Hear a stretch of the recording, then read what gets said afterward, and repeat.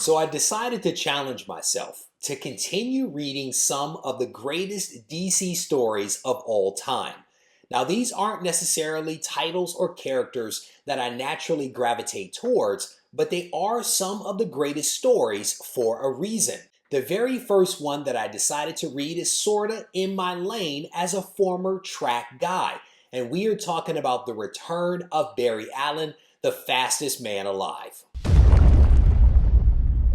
Thankfully, I didn't have to look any further than my own collection for this book. It took a little hunting, but I was able to find all issues of this story arc. If you don't want to buy all of the issues in order to read this arc, you should be able to find digital copies online or snag a graphic novel from Amazon for just a few bucks. And you can actually check out the link in the description. This story arc runs from Volume 2 of Flash, issue number 74, to issue number 79, and essentially tells the story of the Silver Age Flash, Barry Allen, who has returned from the dead. Barry sacrificed himself in Crisis on Infinite Earths, but he literally shows up on Christmas Day, much to the surprise of his young protege and nephew, Wally West, who has donned the red suit and adopted the Flash moniker. At its very core, the return of Barry Allen is a journey of self-discovery and self-reflection. The main character, Wally West, literally becomes a man and a superhero right before our eyes as he faces doubt, rejection, and failure. At one point, Wally allows people to think that he's dead, while he hides out at home sitting on a sofa having a pity party for one.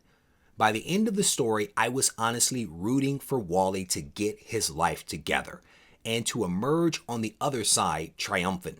Let's be honest here, who amongst us haven't had a low point in our life that has left us feeling defeated and wallowing in self-misery?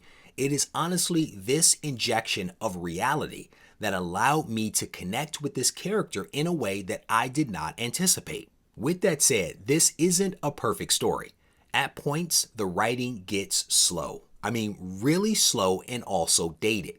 This story arc stretches for 6 issues, but could have really been told in about 4 to 5 had they cut out some aspects of the story that were not core.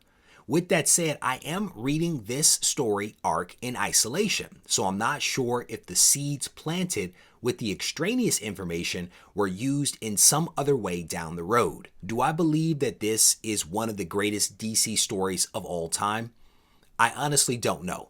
I will tell you that I enjoy reading this story arc, and maybe you will as well.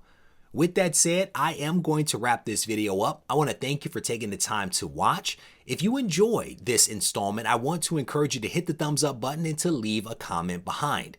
If you haven't yet subscribed to the channel, I want to encourage you to do so as well, because that way you won't miss out on any of the content that comes out from the channel.